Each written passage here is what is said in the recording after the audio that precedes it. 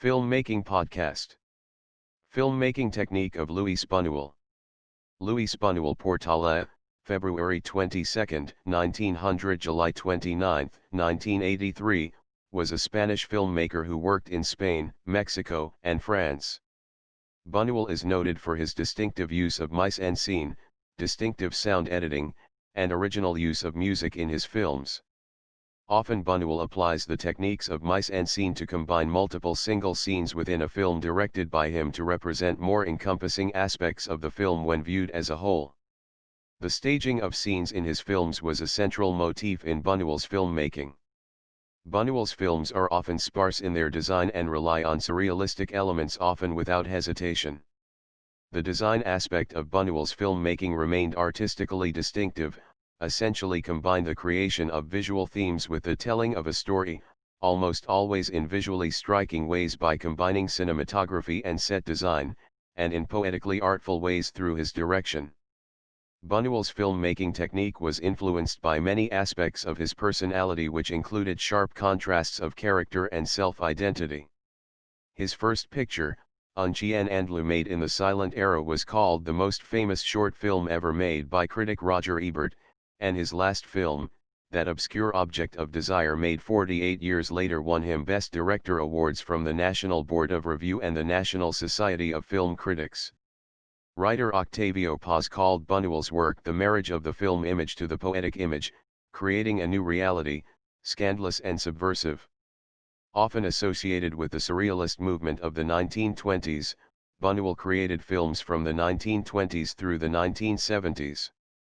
His work spans 2 continents, 3 languages, and an array of genres, including experimental film, documentary, melodrama, satire, musical, erotica, comedy, romance, costume dramas, fantasy, crime film, adventure, and western. 6 of Bunuel's films are included in Sight and Sound's 2012 Critics' Poll of the top 250 films of all time. 15 of his films are included in the They Shoot Pictures, Don't They? list of the 1000 greatest films of all time, which is tied with John Ford for second most, and he ranks number 13 on their list of the top 250 directors. Style of directing. Bunuel's style of directing was extremely economical. He shot films in a few weeks, rarely deviating from his script and shooting in order as much as possible to minimize editing time. He remained true throughout his working life to an operating philosophy that he articulated at the beginning of his career in 1928, the guiding idea, the silent procession of images that are concrete, decisive, measured in space and time. In a word, the film was first projected inside the brain of the filmmaker.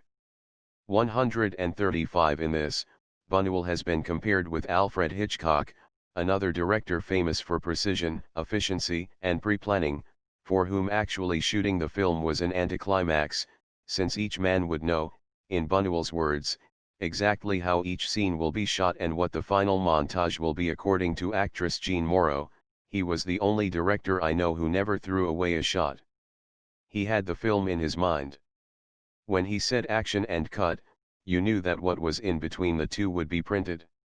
As much as possible, Bunuel preferred to work with actors and crew members with whom he had worked before and whom he trusted, leading some critics to refer to these people as a stock company, including such performers as Fernando Rey, Francisco Rabel, Pierre Clementi, Julian Berthiau, Michel Piccoli, Claudio Brook, Sylvia Pinal, Paul Franca, and Georges Marchal.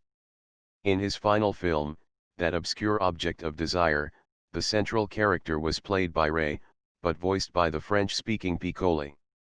He told actors as little as possible, and limited his directions mostly to physical movements, move to the right, walk down the hall and go through that door, etc., arguing that he had a better chance of capturing reality with inexperienced players who projected a desired sense of awkwardness. He often refused to answer actors' questions and was known to simply turn off his hearing aid on the set.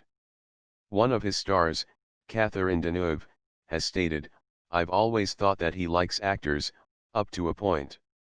I think he likes very much the idea of the film, and to write it. But I had the impression that the filmmaking was not what he preferred to do. He had to go through actors, and he liked them if they were easy, simple, not too much fuss. Though they found it difficult at the time, many actors who worked with him acknowledged later that his approach made for fresh and excellent performances. Bunuel preferred scenes that could simply be pieced together end-to-end in the editing room, resulting in long, mobile, wide shots which followed the action of the scene. Filmmaker Patricia Grubin has attributed this procedure to a long-standing strategy on Bunuel's part intended to thwart external interference. He would make the whole scene in long 4-minute dolly shots so the producers couldn't cut it. Examples are especially present in his French films. For example, at the ski resort's restaurant in Belle de Jour, Séverine, Pierre, and Henri converse at a table. Bunuel cuts away from their conversation to two young women, who walk down a few steps and proceed through the restaurant, passing behind Séverine, Pierre, and Henri, at which point the camera stops and the young women walk out of frame. Henri then comments on the women and the conversation at the table progresses from there. Mise en scène. Critics have remarked on Bunuel's predilection for developing a surrealist mise en scène through use of a deceptively sparse naturalism, as Michael Atkinson has put it, visually Spartan and yet spasming with bouts of the irrational. Bunuel's visual style has been generally characterized as highly functional and uncluttered, with extraneous detail eliminated on sets to focus on character-defining elements. As an example, Bunuel has told about one of his experiences with cameraman Gabriel Figueroa, a veteran who had become famous in cinematography circles by making a specialty of illuminating the beauty of the Mexican landscape using photographic chiaroscuro, stark contrast between illuminated space and dark shadows. Figueroa had set up a shot for Nazarin near the valley of the Popocatépetl. It was during this shoot that I scandalized Gabriel Figueroa, who had prepared for me an aesthetically irreproachable framing, with the Popocatépetl in the background and the inevitable white clouds. I simply turned the camera to frame a banal scene that seemed to me more real, more proximate.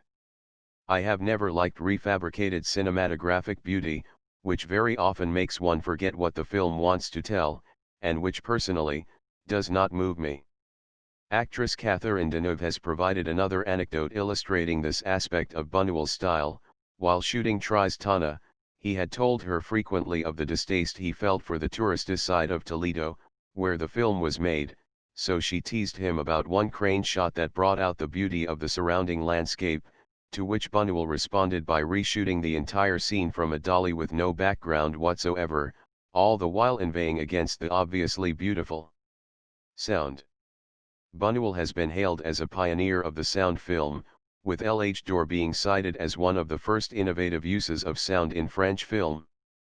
Film scholar Linda Williams has pointed out that Bunuel used sounds, including music, as non-synchronous counterpoint to the visual image, rather than redundant accompaniment, in accordance with theories that had been advanced by Sergei Eisenstein and others in a 1928 manifesto on the sound film.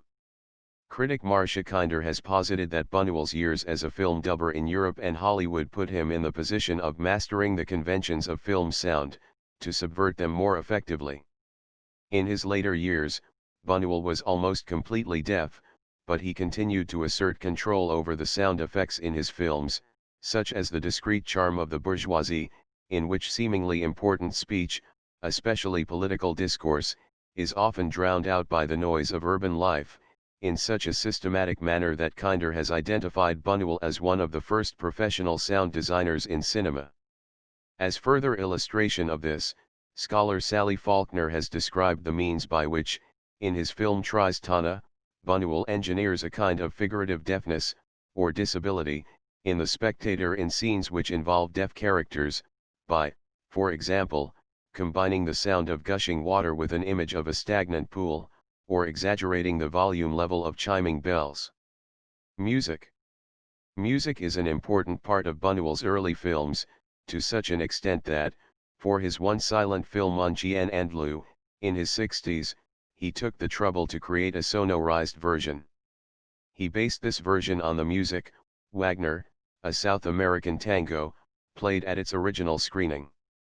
Un Chien Andalou was his first film made in the silent era and was called the most famous short film ever made by critic Roger Ebert.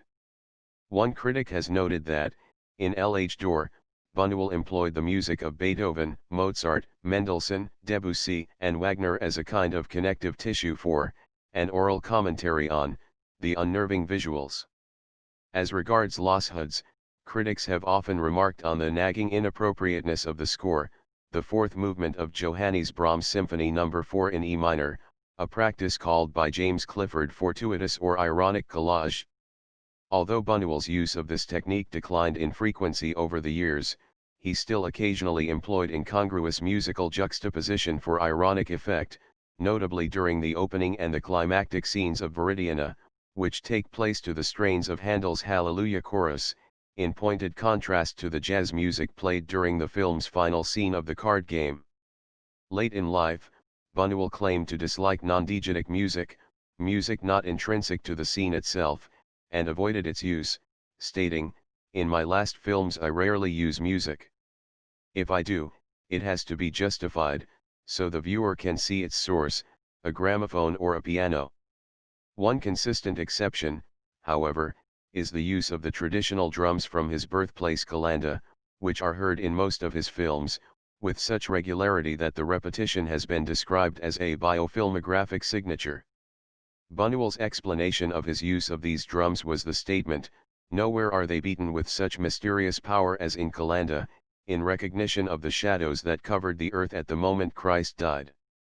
The films of his second French era were not scored, and some, Belle de Jour, Diary of a Chambermaid, are without music entirely. Belle de Jour does, however, feature non-diegetic sound effects, to unify spatially incongruous shots or symbolize the protagonist's dream world. Influences on Bunuel's filmmaking. Surrealism. When his first film was released, Bunuel became the first filmmaker to be officially welcomed into the ranks of the Surrealists by the movement's leader André Breton, an event recalled by film historian Georges Seydoux. Breton had convoked the creators to our usual venue, the Café Radio, one summer's evening. Dolly had the large eyes, grace, and timidity of a gazelle. To us, Bunuel, big and athletic, his black eyes protruding a little, seemed exactly like he always is in Un Chien Andalou, meticulously honing the razor that will slice the open eye in two. After he joined the Communist Party in Spain, however, it was quickly made clear to him that he could not be both a communist and a surrealist. His artistic collaborator Pierre Unic recounted in a letter of January 30, 1932 that a comrade from Agitprop called Bunuel and others together to tell them that, surrealism was a movement of bourgeois degeneration, continuing, "What will the rank and file comrades say the day I have to announce to them, comrades, I no longer have the right to militate amongst you, because I'm a degenerate bourgeois." In consequence, on May 6, 1932, Bunuel wrote a letter to André Breton renouncing his membership in the Surrealist group. "Given the current state of things, there could be no question for a communist of doubting for an instant between the choice of his party and any other sort of activity or discipline." He even went so far as to try to reissue a drastically cut version of L'Age d'Or. Over two-thirds of the original were eliminated, in response to complaints that the full 60-minute original was formally too difficult for the proletariat. Nonetheless, he retained a lifelong affinity with the Surrealist movement and long-standing friendships with many of the most prominent Surrealists. Bunuel's films were famous for their surreal imagery, including scenes in which chickens populate nightmares, women grow beards, and aspiring saints are desired by lascivious women. Even in the many movies he made for hire, rather than for his own creative reasons, such as Susanna and the Great Madcap, he usually added his trademark of disturbing and surreal images. Some critics have pointed out that one reason why Bunuel found working in Mexico so congenial was that what might seem unusual or even outlandish in Europe or the United States fit comfortably with elements of Mexican culture and the audience's expectations of national melodrama. As filmmaker Tomás Pérez Torrent has commented, when referring to the apparently incredible features that many critics find in Bunuel's films, "In Mexico, it's believable," while one of the founders of surrealism, André Breton, called Mexico, the most surrealist country in the world. Certainly, running through the more personal films of Bunuel's early and late years is a backbone of surrealism. 2 or 3 examples suffice to demonstrate the point of the endemic quality of Bunuel's use of surrealism. One example of surrealism in Bunuel's world is one found when an entire dinner party suddenly finds itself inexplicably unable to leave the room and go home. In another example of Bunuel's applied use of surrealism, a bad dream hands a man a letter which he brings to the doctor the next day, and in another where the devil, if unable to tempt a saint with a pretty girl, will fly him to a disco. An example of a more Dada influence can be found in Cet obscur objet du désir, when Matthew closes his eyes and has his valet spin him around and direct him to a map on the wall. This was his last film, where the title was translated as That Obscure Object of Desire, made 48 years after his first silent film, which won him Best Director awards from the National Board of Review and the National Society of Film Critics. Bunuel never explained or promoted his work, remaining true to his and Dali's early insistence on the completely irrational and defying symbolic interpretation.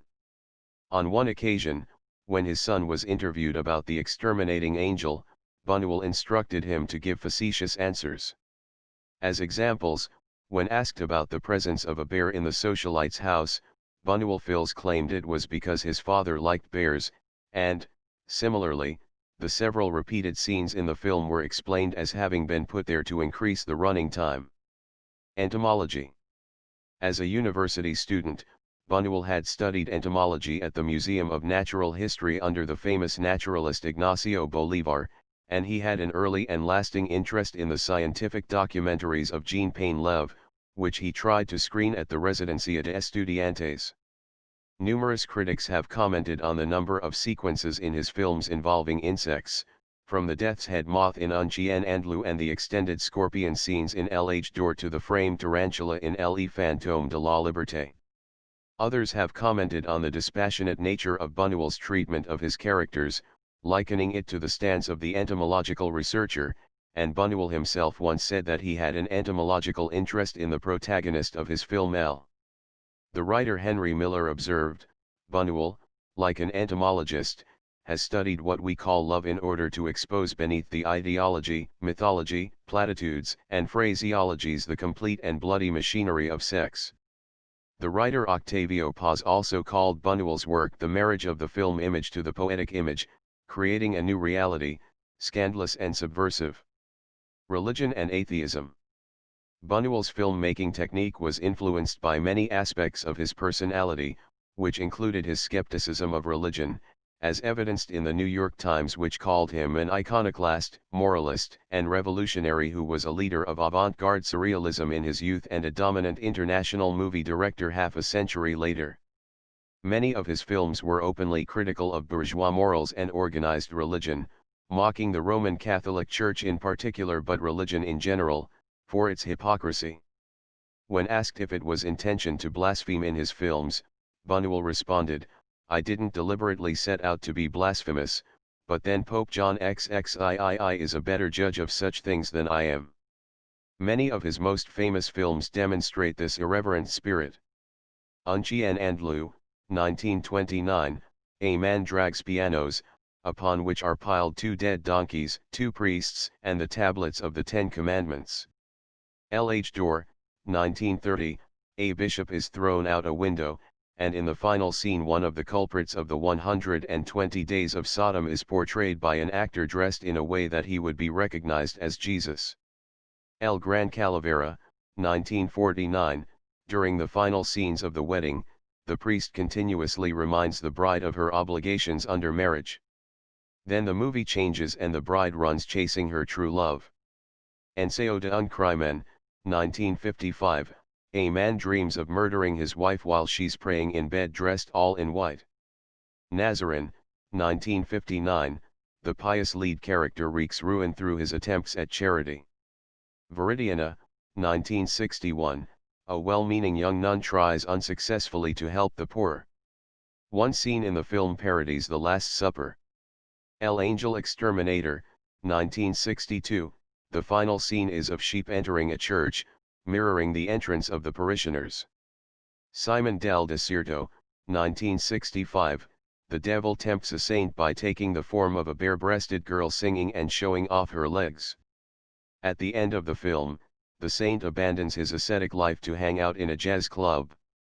La Voie lactée, 1969, two men travel the ancient pilgrimage road to Santiago de Compostela and meet embodiments of various heresies along the way. One dreams of anarchists shooting the Pope. Bunuel is often cited as one of the world's most prominent atheists. In a 1960 interview, he was asked about his attitude toward religion, and his response has become one of his most celebrated quotes, "I'm still an atheist, thank God." But his entire answer to the question was somewhat more nuanced, "I have no attitude. I was raised in it. I could answer I'm still an atheist, thank God. I believe we must seek God within man himself." This is a very simple attitude. Critics have pointed out that Bunuel's atheism was closely connected to his surrealism, in that he considered chance and mystery, and not providence, to be at the heart of all reality. 17 years later, in an interview with The New Yorker, Bunuel expressed a somewhat different opinion about religion and atheism. "I'm not a Christian, but I'm not an atheist either. I'm weary of hearing that accidental old aphorism of mine, I'm not an atheist, thank God. It's outworn. Dead leaves." In 1951, I made a small film called Mexican Bus Ride, about a village too poor to support a church and a priest. The place was serene, because no one suffered from guilt. It's guilt we must escape, not God. However, in 1982, Bunuel had reaffirmed his atheism in his autobiography. Mexican novelist Carlos Fuentes has commented that Bunuel represents one of the most compelling intellectual tendencies of the 20th century, religious temperament without religious faith. Thank you. Don't forget to subscribe, like and share.